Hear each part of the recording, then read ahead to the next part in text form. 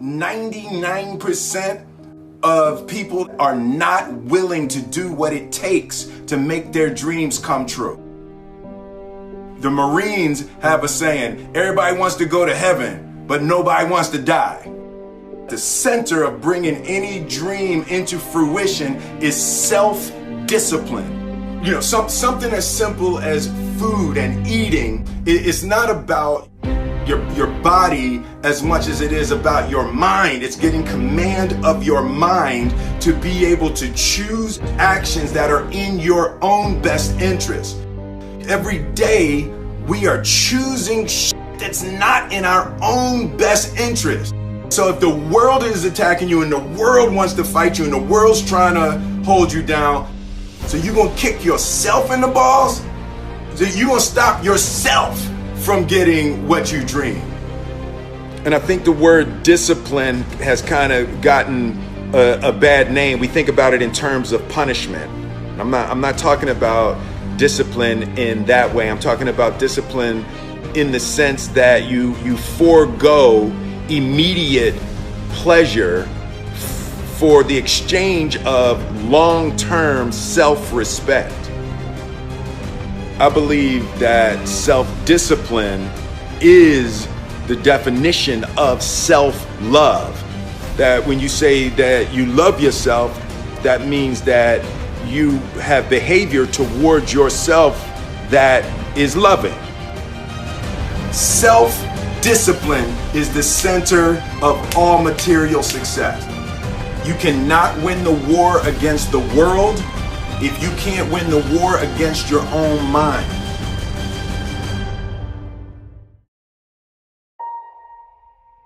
Self-love is when you say to yourself, oh man, look, I know you and that girl got a real connection. I know y'all vibe, but that's your girl's cousin. So I love you too much to let you do that.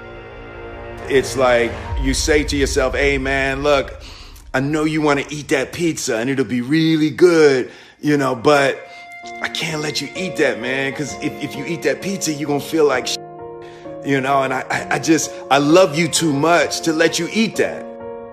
Self-love is, hey, look, I know you got a test on Monday, you know, and I know you really want to go out with your friends. It's Saturday night, you want to go out, but if you fail that test, you're not going to feel good about yourself. You know, I love you too much to let you go out tonight. Self-discipline is self-love. If you want to be happy, you have to love yourself, which means you have to discipline your behavior. The road to sustained happiness is through disciplining your behavior. We tend to base our self-esteem on what other people think. And that's not really self-esteem. Self-esteem is supposed to be how we feel about ourselves. And I was just saying how dangerous it is to allow other people to determine how you're going to feel about you. And it's kind of like looking into a broken mirror. You're going to look in a broken mirror and then change your face to try to look good in this defiled, busted, broken mirror. And it just, other people's opinions is a really way to determine how we feel about ourselves.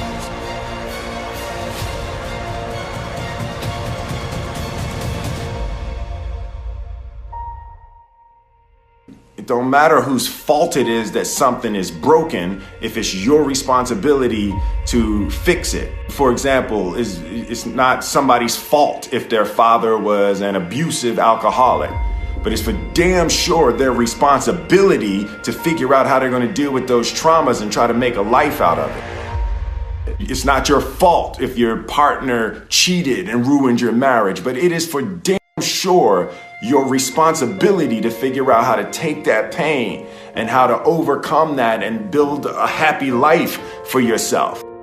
Fault and responsibility do not go together. It sucks, but they don't. When something is somebody's fault, We want them to suffer. We want them punished. We want them to pay. And we want it to be their responsibility to fix it. But that's not how it works, especially when it's your heart.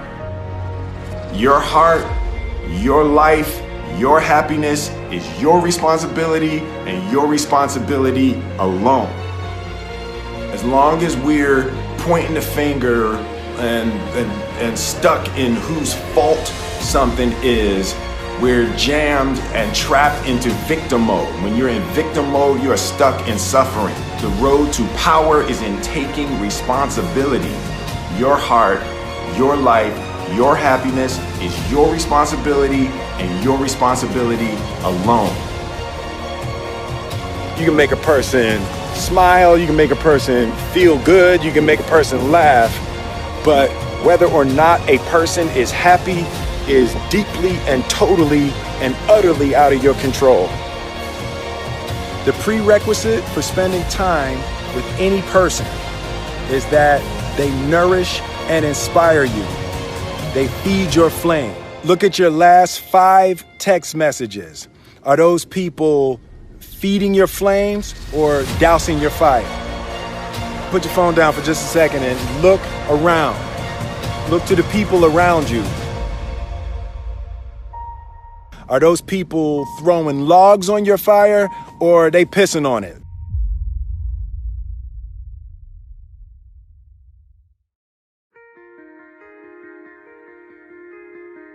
I want my life, I want my work, my family, I want it to mean something. And it's like, if you are not making someone else's life better, then you're wasting your time. The separation of talent and skill is one of the greatest misunderstood concepts for people who are trying to excel, who have dreams, that want to do things. Talent you have naturally. Skill is only developed by hours and hours and hours of beating on your craft. You don't try to build a wall. You don't set out to build a wall. You don't say, I'm going to build the biggest, baddest, greatest wall that's ever been built. You don't start there. You say, I'm going to lay this brick as perfectly as a brick can be laid. There will not be one brick on the face of the earth that's going to be laid better than this brick that I'm going to lay in this next 10 minutes. And you do that every single day. And soon you have a wall. And soon you have a wall.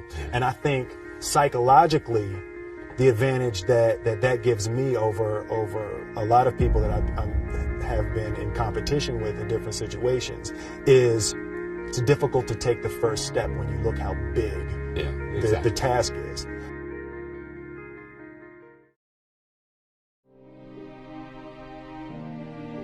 The definition of who I am is very clear to me, and it also redefines who I want to be, in that I know for a fact that I'm stronger than I thought I was. You know, you can't help but ask yourself the question, what would I do if I was in Muhammad Ali's shoes? I'm motivated by fear. I hate being scared to do something.